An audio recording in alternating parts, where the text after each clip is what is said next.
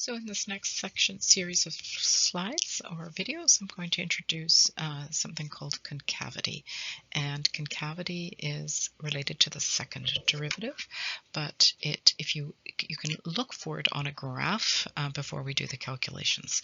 So if the function is concave up,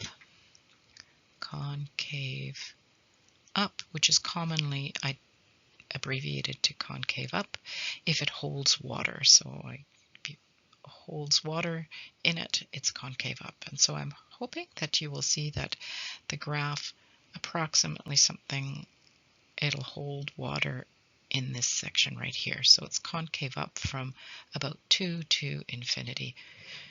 And it also has a cup shape up in this section. I know it'll spill over here, but that's just looking at the left side, it's a concave up shape. So it's also concave up from negative infinity to 0.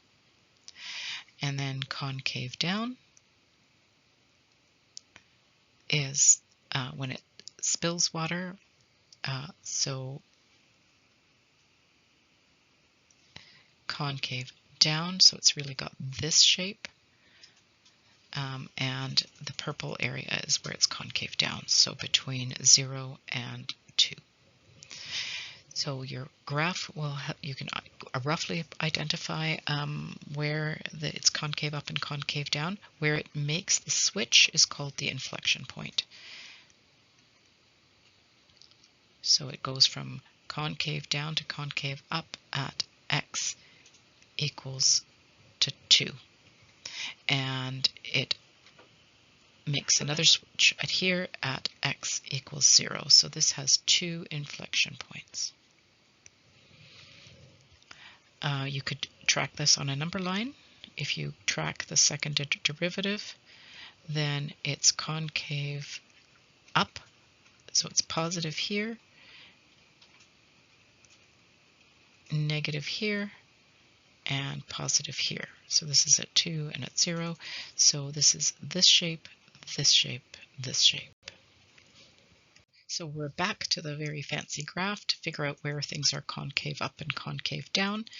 And so concave up is in this section here. It's got an upward cup shape, so from 6 to infinity.